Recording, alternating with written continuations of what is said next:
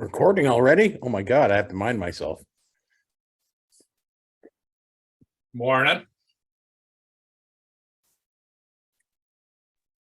Tom, you are muted, sir. Feel like an old man sitting here talking away with my mute on. Good morning, guys. Morning. Anyone know if Alex is joining? I have not heard from Mr. Fresh, so Okay. couldn't say.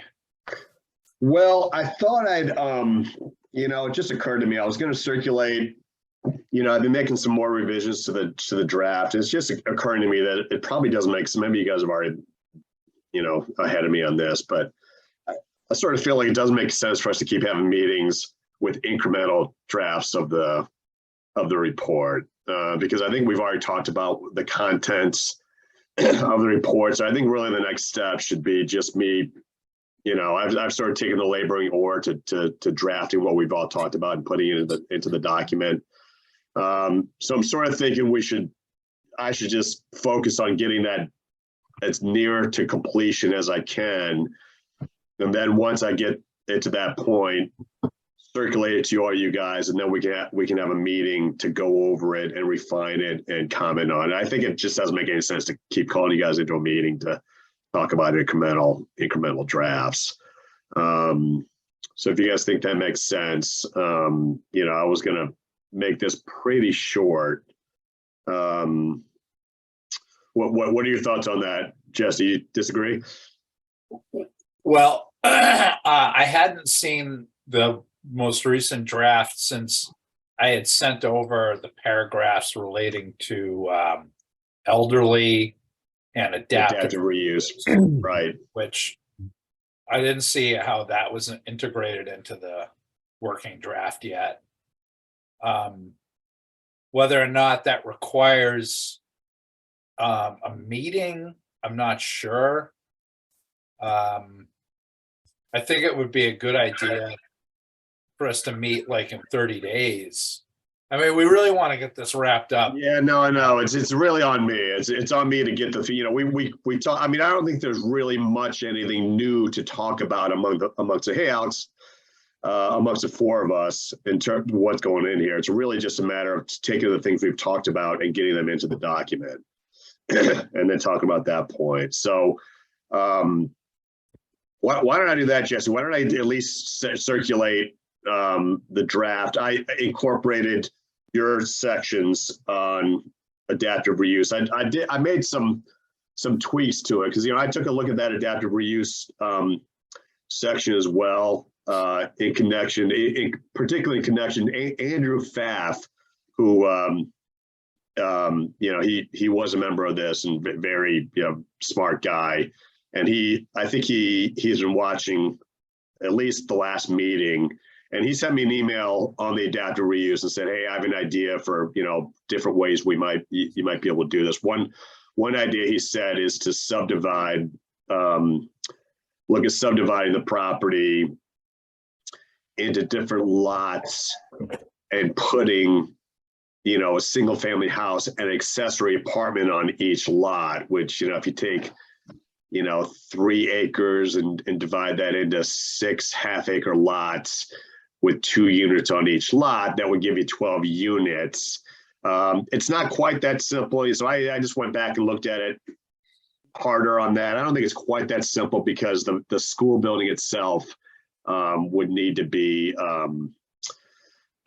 would need on its own to comply with setback requirements and things like that for each lot. So it's not that, I don't think it's quite that simple, but the other angle I was looking at it as if we could subdivide the property, put the school building on its own lot, even if it's a big lot, and then see if there's, an ability to carve out a few other lots on the property, because if the school building can yield, let's call it 6 units, and we can somehow, the property can somehow yield another 3 lots with 2 units on each lot, that would be 6 more units in addition to 6 in the building.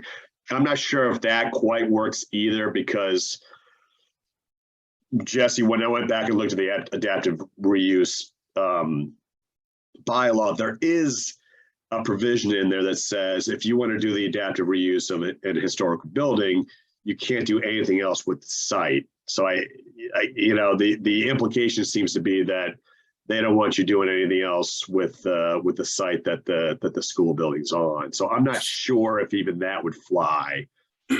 So in order to do an ANR or any kind of lot split, the resulting lots would each need to be an acre. A frontage.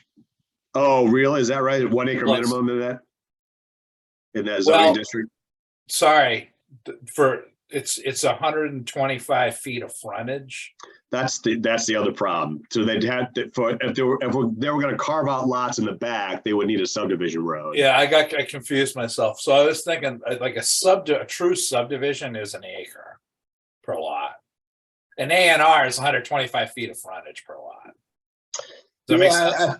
I think it's the same requirements whether it's a subdivision plan or an ANR. It's just the difference is they need to have, all the lots have to have frontage on either a subdivision road or a public street. And so, well, if you go in for a true subdivision, you don't need the frontage, because most of the lots are you need the frontage on a subdivision road, not a public street. You still need the frontage for each lot. Oh yeah, I see what you're saying. Like on a newly created street. Right, exactly. Yeah, so that's what I mean. We can't just create a lot in the back that doesn't have any frontage whatsoever. There would have to be a subdivision. So just after thinking it through, Andrew, at first Andrew gave me that idea. I was like, oh shoot, I hadn't thought about that. That's a good idea. But the more I sort of dig into it, I'm just not sure it flies. Go ahead, Alex. You're on mute, just so you know. If we would 40B eliminate all that? Oh yeah. Yeah. But it was a 40B. It wouldn't be individual lots. They would just do multifamily on the same lot. An apartment building. Yeah. Yeah. All right. So or townhouses. I mean, the 40B could develop this property the way we sort of, the developers have told us it could be developed with townhouses or whatever. How big is the total lot now? 3.7 acres. Yeah. If you include the adjacent parcel. That ain't a subdivision then. Yeah, I know. So I'm not sure if that really flies. But anyway, so I've been looking at that, just so you know what I've been doing with my time. In addition to drafting, I've been sort of exploring that. And so I enhanced your adaptive reuse section a little bit, Jesse, just to bring in some of these concepts, because the other concept that you mentioned as well is that the adaptive reuse bylaw allows the footprint of the historic building to be expanded up to 15%. And that's not insignificant, because if this building, that's a footprint. So if this building has 3 levels, that means the footprint can be expanded 15%, which means adding 15% on each floor as well. So that, we're not architects, we're not, we're just dopey lay people who don't have expertise in this area, but that could add fairly significant square footage to the building. And, who knows, add, 2 more units. Possibly. So anyway, that's where I'm at. And then the other thing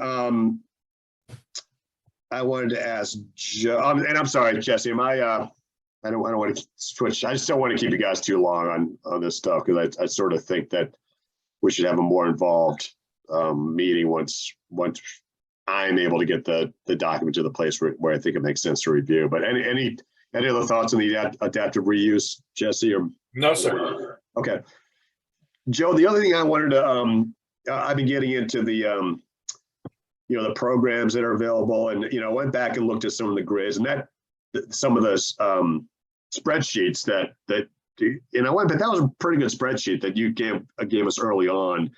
That summarized in yeah, and partial the basic limitations. Yeah. And also I think the one that was published by DHCD that you sent, I don't know, a couple months ago. I just went back and looked at it. That's kind of summarized the basics of like 10 different state programs. Yeah. And one thing that I didn't see in there that I think we should include in here in some place, again, staying on this adaptive reuse of historic buildings, is whether there's a program. I keep hearing that, like, if you're doing, renovation or restoration of historic buildings, that there's state grants for that. And that's one thing I didn't see. And I could have missed it, and maybe there's something else in there that I've just missed along the way. But I sort of think that we should at least include some basic reference or summary to a state program that allows funding or grants or whatever it is, benefits for restoration of historic buildings. Yeah, my recollection is there is one program in that batch that does address it, but most of them are reuse, or there are a couple that are reuse, which also sort of they sort of fall sort of similar bucket. I mean, you're reusing a historical building, you can sort of go with both buckets. I can certainly look over. You're right. I probably did not do as much work in looking at historical as I should have. No, you don't get me wrong. You did a good job, because I think up to this point, we've been looking at all the different programs that could come into play. And now, just as I go through this, I sort of think that we should hone in particular on one that, just because of this historic building adaptive reuse, whether there's, I think it's worthwhile to have a little blurb, few sentences at least. And I'm happy to draft it. No, it's not even that. You're right. I didn't do as thorough a search looking for historical grants that would fall into the bucket that we want them to. So I'll take another quick look around. Okay, that's great. And if you want to, I don't think we need to do another meeting. If you want to look into that and just email me or call me or text me or whatever, with whatever you find, if you can just give me the information, I'll take a stab at incorporating that into the report. Sure. I mean, yeah. And well, I put it this way, I can write a blurb, but it's more just sort of digging up stuff to expand that list. Yeah, exactly. Because we are kind of with this adaptive reuse,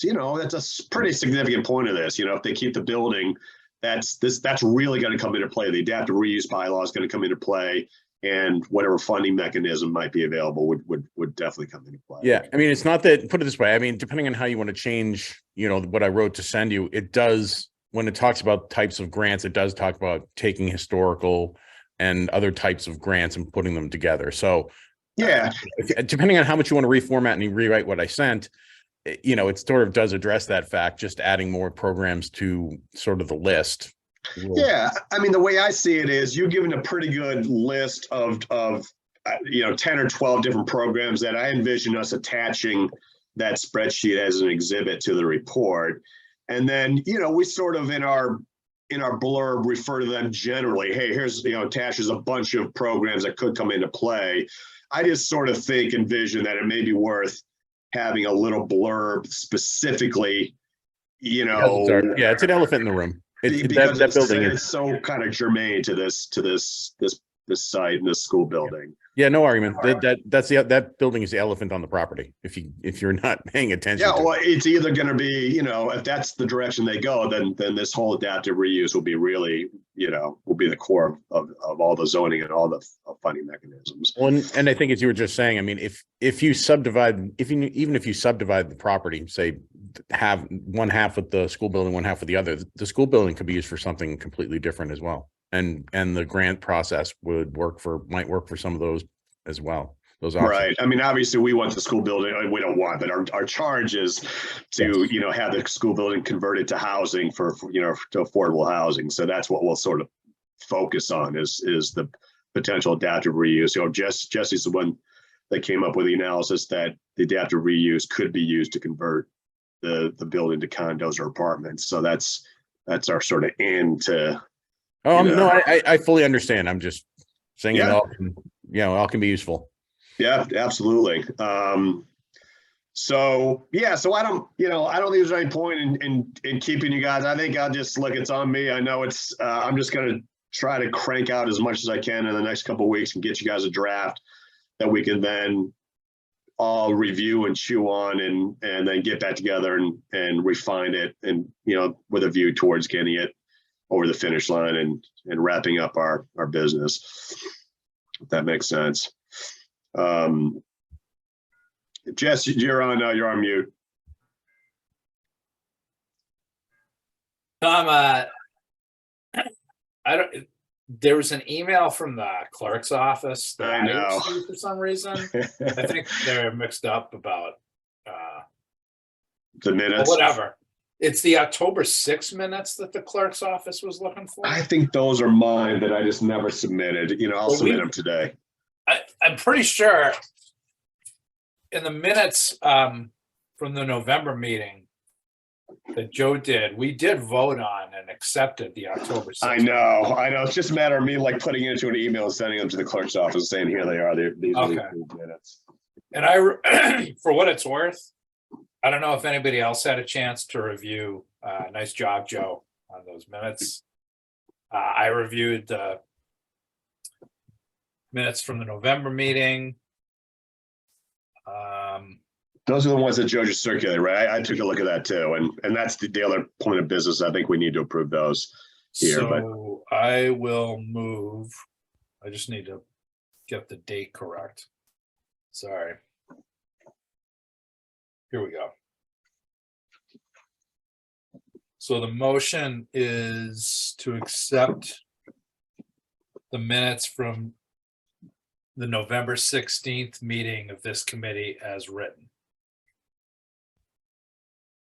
I second. Any discussion? Any comments on those minutes? Should we take a vote? Jesse, Aye. Joe, Hi. Jesse Stein, number 2. That's your Name is wrong, yeah. Alex. And Tom is an aye. All right, so those minutes are approved. If you want to go ahead and submit those, Joe, and I'll also Yep. submit those October minutes so we can stop getting angry emails from Kate Battles. Yeah, so we Alright. should be all caught up then. If Yeah, I think so in minutes. Yeah. Yeah. okay. Yeah, I threw her the my other minutes this morning, so the 27th. Oh yeah, that's what we just approved, right? No, we improved. No, it was the 27th. I don't know. I threw her a set of minutes this morning, so Oh no, we That approved was the November 16th. 16th. Yeah, November 16th, right? November 16th. Sorry, my Yeah, bad. that was our last meeting. Yeah. So And we should be the caught up. at previous this point. meeting was October 6th, was it not? There we go. Yeah, sorry about that. Just No worries. got funky in my head. All right, so that's what I sort of plan to do. So rather than rescheduling meeting now, let me just keep cranking on this. I'm hoping in the next couple of weeks I can get this to a point where I can send to you guys, and maybe you guys can look at it over the holidays, and we can schedule a meeting, in early January to have an actual document to pick apart. Well, if you need something for individual sections, you can talk to each of us individually. Yeah, that's what I figured. That won't Any other bother things along. as I'm going along, if I have questions, I'll shoot emails to you guys individually for input and help. Yeah, That makes well, sense. I sent you another draft, I think yesterday. Just edited it down a little bit more. I don't know how you feel about my writing style versus how it would fit into the document you're using, or whether it fits at all. So that'd be something to know. Yeah, no, I took that. I'm incorporating yours and everyone's inputs and just incorporating it, and I'm tweaking it as I kind of put it in, just to kind of my mind fitted it within the context of where I'm plugging it. But yeah, I'm incorporating that text as well. And then once I give the document to you guys can see how I incorporate it and see if you agree with it or disagree with it. I don't have any pride in authorship. I'm happy to tweak it as necessary. So all right, well, sounds good. So with that, unless Mr. Frisch has Go his ahead, hand Alex. raised. Yeah, I've spoken to the Historic Commission on this, and they didn't really have anything that we could grab a hold of. But there is a historic commission in Boston for the state that oversees a lot of these things. Do you want me to reach out and just see if they have any ideas of historic funding sources that might help us? Oh, maybe. Yeah, that might. Yeah, I know Joe's looking into that as well. So maybe you guys can tag team. That'd be nice to know, because that's one of the things I want to, I think would be worthwhile to have in this memo is some brief discussion, at least, of the funding mechanism for. May I make a suggestion, Tom? Yeah. I think, Alex, like the housing authority piece of this is still, to me, a little bit nebulous. And I understand that we lost our housing authority, what's the word I'm looking for? State employee. So, I mean, I think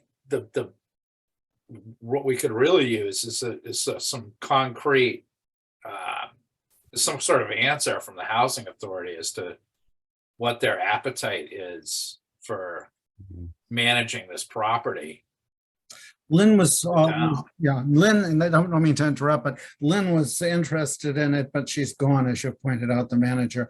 It looks pretty, I'm reasonably certain what we're going to be doing, where we're only given 18 hours a week salary to offer someone to partner with Framingham's Housing Authority, where we will have use of their resources and they'll put someone in the office to help out. So I think as soon as we know what's happening there, it makes sense to reach out. Right now, there's no one to reach out to except an acting manager, and she isn't very, Is your committee meeting at all, Alex? yeah, the board continues to meet. The board continues to meet, and I can speak to the board about it, but until we have a manager on or have a name in Framingham that's going to be involved with managing it, I don't know if there's really anyone to speak to.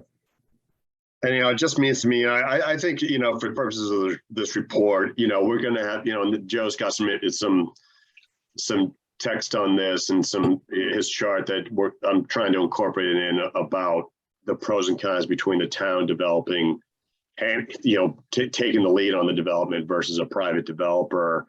But I sort of envision us sort of covering it somewhat generically, because it's just, I kind of view it as being the next step. Hey, here's our analysis of the overall site. If you decide to do it, there are a couple of pathways, but that's for the next step if they decide to go down that path. But as a practical matter, if the housing authority is one of the options that could take on the lead on doing this development, and our housing authority doesn't even have any staff and just has the board, I mean, I'm pretty skeptical as to whether that's really a viable option for. I don't think that the thinking would be that they would participate in any kind of development at all. It would be, I don't think. I think it would be. I think some other towns' housing authorities do development. Is that right?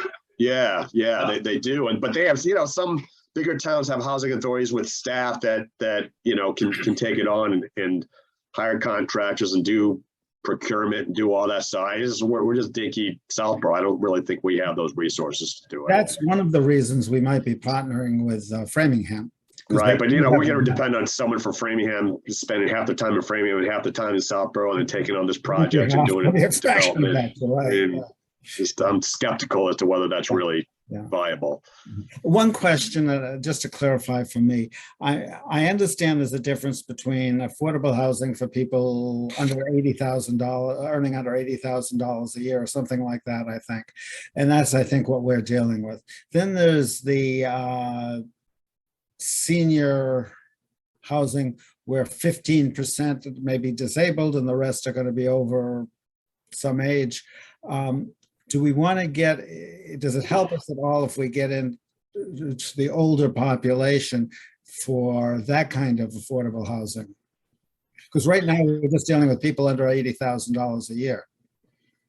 Yeah, well, we've touched on it a little bit. I mean, the problem is there's an elderly housing bylaw in the zoning bylaws that allows for multifamily development for seniors and elderly. The problem is there's a cap on it, and the town's already come very close to that cap. As Jesse's section says, there's only 3 units that could be developed for under that bylaw. So there's really not a dedicated zoning bylaw for elderly housing that could be brought into play. I mean, somebody could develop it for regular housing as an MRD or as a 40B and make it elderly housing at their election, but there's no real zoning mechanism for permitting an elderly housing project. Okay.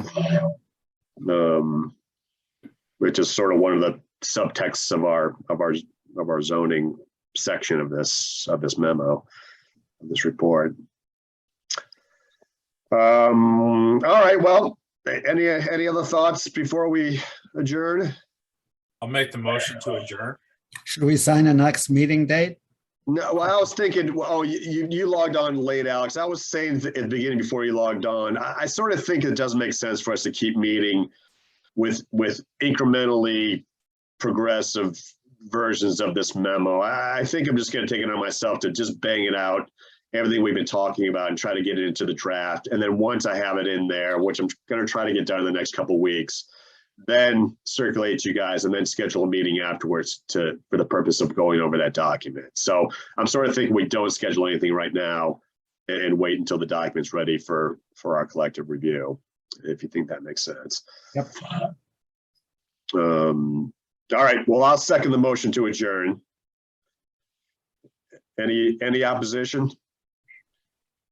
All right, sounds good. Let's take a vote on it. Alex? Aye. Jesse? Aye. Joe? Aye. And I'm an aye. All right, thanks, gentlemen. Hey, Tom. I'll get this done as soon as I can, and we'll circle back. Tom, I'll get the minutes. Okay, cool. Thanks, Joe. Appreciate Thanks, it. Joe. Have a good one. All right, Thanks, see you guys. guys. Have a good day.